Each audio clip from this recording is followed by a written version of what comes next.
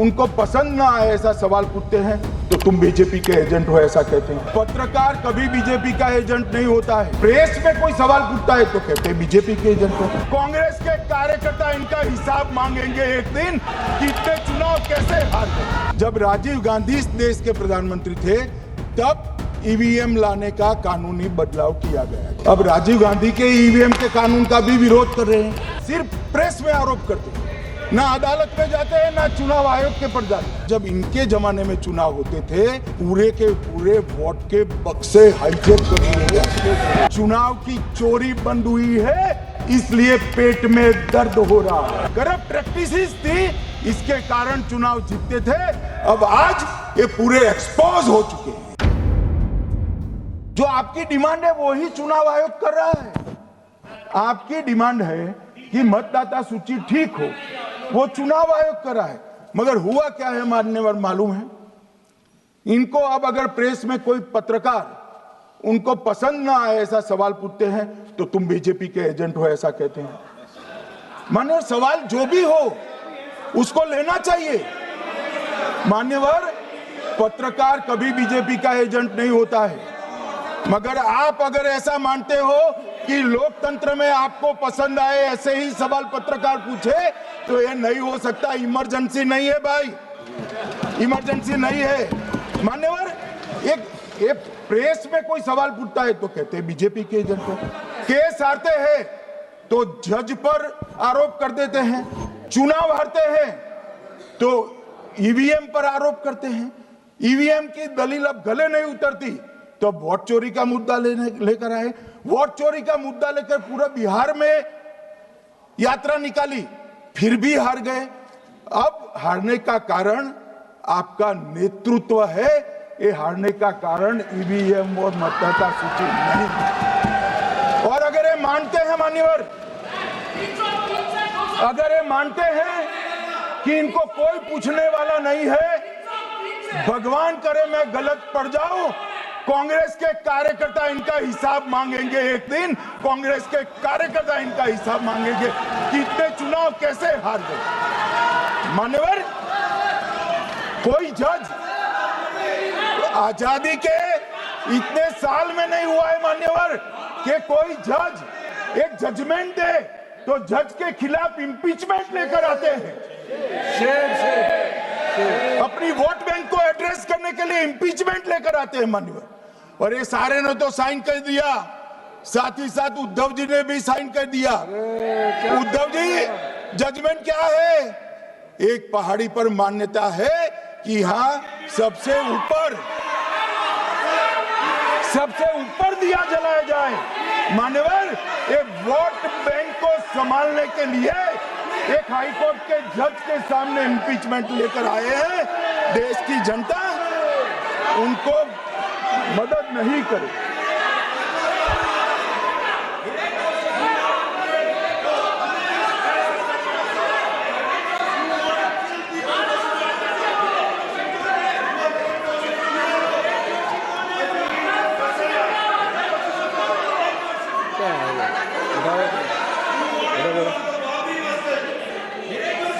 Please no.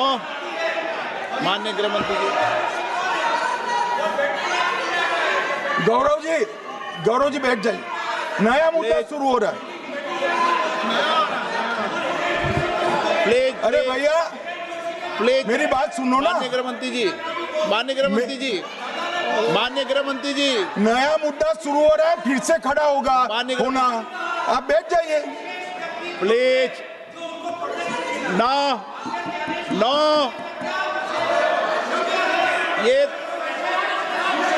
ये तरीका ना। मणिकम जी प्लीज बैठिए। नो, ये तरीका ठीक नहीं है। प्लीज बैठे। हर आपको ज्यादा समस्या है क्या हर 2 मिनट में खड़े होने की? हर 2 मिनट में खड़े होने की समस्या है क्या आपको लोगों? बैठिए, ऐसे नहीं चलेगा। मान्यवर 2014 के बाद अरे दादा ये भी बैठ गए, अब बैठ जाओ। मान्यवर 2014 के बाद हारने की परंपरा शुरू हुई। हारने की परंपरा शुरू होने के बाद हाँ जीते ही है, मगर हारने की भी परंपरा हुई है। मान्यवर, हारने की परंपरा शुरू करने के बाद इन्होंने सबसे पहले ईवीएम को निशाना बनाया। आज मैं आपके माध्यम से सदन को और सदन के माध्यम से देश की जनता को बताना चाहता हूं, ईवीएम कौन लेकर आया इस देश में? मान्यवर, कौन लेकर आया? 15 मार्च 1989 को जब राजीव गांधी इस देश के प्रधानमंत्री थे, तब ईवीएम लाने का कानूनी बदलाव किया गया था। अब राजीव गांधी के ईवीएम के कानून का भी विरोध कर रहे हैं। मान्यवर, इसके बाद में, अरे सुनो ना क्या प्रक्रिया हुई।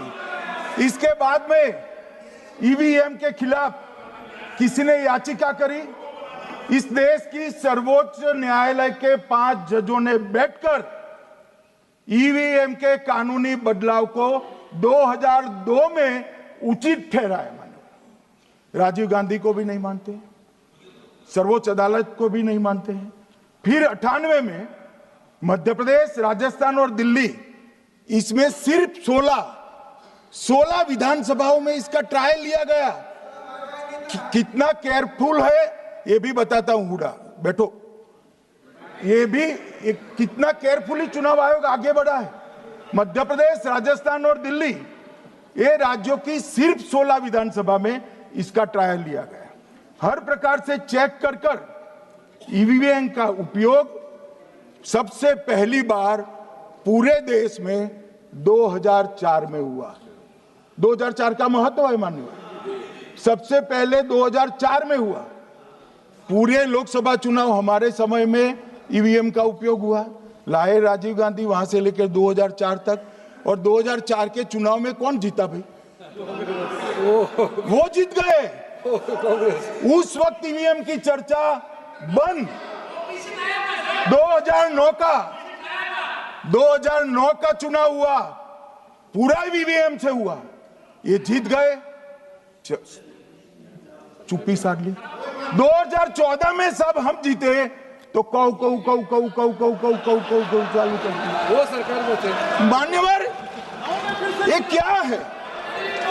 जब कानून आप लाए, मशीन आपने इंट्रोड्यूस किया, चुनाव आप पहला जीते मशीन से, दूसरा चुनाव जीते, मौत से 10 साल राज किया और हार गए तो फिर रोते हैं। मान्यवर, देश की जनता मानती है इसको। और दूसरी बार जब चुनाव आयोग को भी लगा कि सच्चे झूठे आरोप होते हैं, तो इस पर रिसर्च की एक प्रक्रिया हुई। मानिएगा 5 साल रिसर्च के बाद वीवीपीएटी की इंट्रोडक्शन हुआ। ये वीवीपीएटी क्या है? मैं जब वोट दबाता हूं तो समझ गए दादा, धन्यवाद। मान्यवर, मैं जब वोट दबाता हूं तो मैंने कमल के निशान पर वोट दबाया, तो पास में एक पर्ची निकलती है कि आपका वोट कमल के निशान पर रजिस्टर हो गया है। फिर भी आरोप हुए कि पर्ची वाले ये 2 अलग होते हैं। तो चुनाव आयोग ने निर्णय किया कि 5% ईवीएम और वीवीपैट के परिणाम कंपेयर होंगे।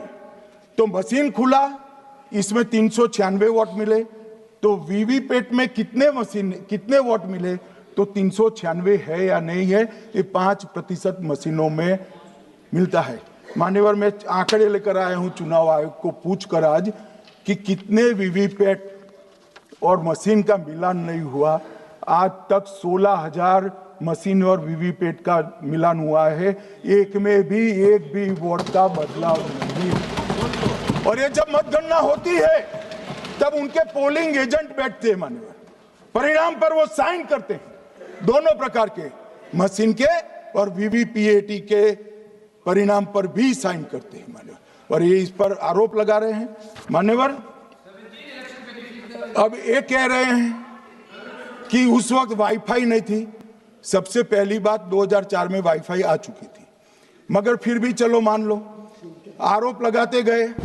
ईसीआई ने 2009 में एक छेड़छाड़ के आरोप पर भाग लेने के लिए 10 राज्यों में 100 ईवीएम लगाई गई।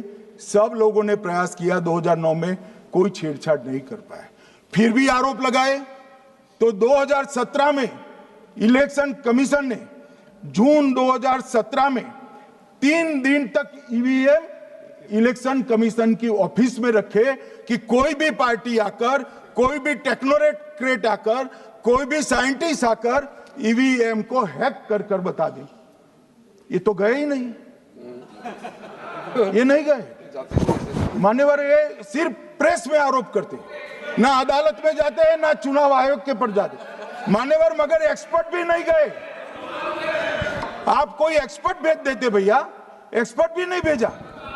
और मान्यवर, 2017 में फिर चुनाव आयोग इस निर्णय पर पहुंचा कि आने वाले सब चुनाव ईवीएम से होते हैं। अब चुनाव आयोग ने तो निर्णय कर दिया, मगर मैं भी साहब थोड़ा ज्यादा सोचता हूं। तो मैंने सोचा, ये चुनाव आयोग कहता है कुछ नहीं हो रहा है, कुछ नहीं हो रहा है, तो ये लोग आरोप क्यों लगा रहे?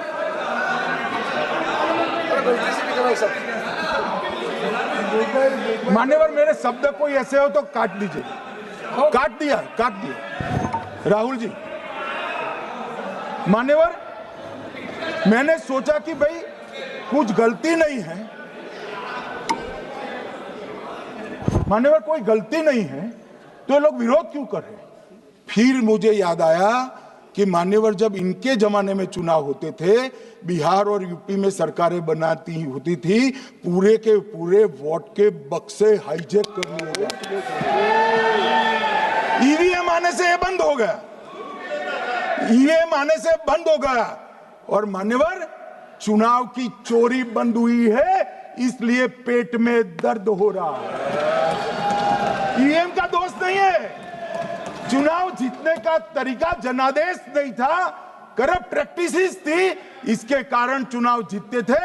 अब आज ये पूरे एक्सपोज हो चुके हैं। जब जनादेश पर चुनाव होता है तो आप जीत सकते हो, जीतो, स्वागत है उसका, मगर जब हारते हो तो अन्य कारण बताना, जैसे पहले मैंने कहा, ऐसा बताना, ये ठीक नहीं है।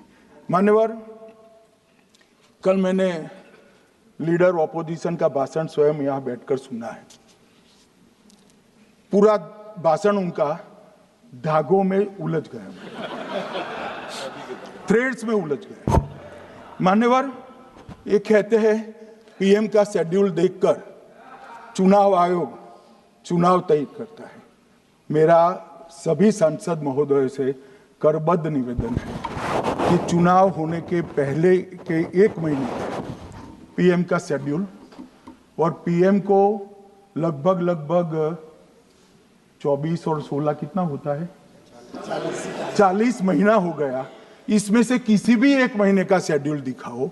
पीएम की गति ही इतनी है, कोई भी महीना उठाओगे तो इतने ही प्रवास करते हैं। मानवर, इसको चुनाव का कोई लेन देन नहीं है।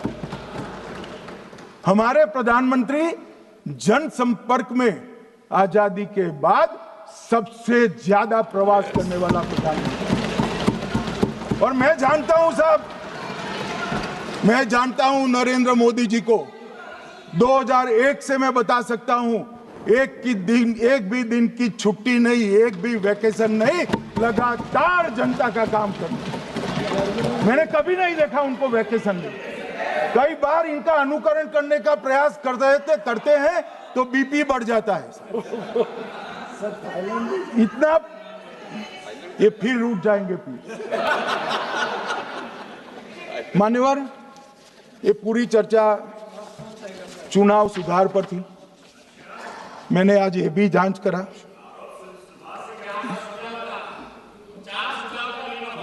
सुनो ना, जरा धैर्य रखो भाई। मान्यवर, मैंने आज सुबह चुनाव आयुक्त के वहां जांच कराई। जांच मतलब कोई गोपनीय चीज नहीं पूछी है, आप इसका इशू मत बने। मैंने ये पूछा कि चुनाव सुधार के लिए मई 2014 के बाद कौन सी पार्टी से कितने आवेदन आपको मिले, क्योंकि चुनाव सुधार जो करना है इसकी प्रक्रिया क्या है। मान्यवर, चुनाव सुधार सभी राजनीतिक दलों के साथ चर्चा कर चुनाव आयोग भारत सरकार के विधि मंत्रालय को भेजता है और विधि मंत्रालय इसका कानून बनाकर संसद के सामने रखता है। ये प्रक्रिया है। तो मैंने सोचा कि इतना बड़ा हो हल्ला हुआ तो ढेर सारे चुनाव सुधार कांग्रेस पार्टी ने दिए होंगे।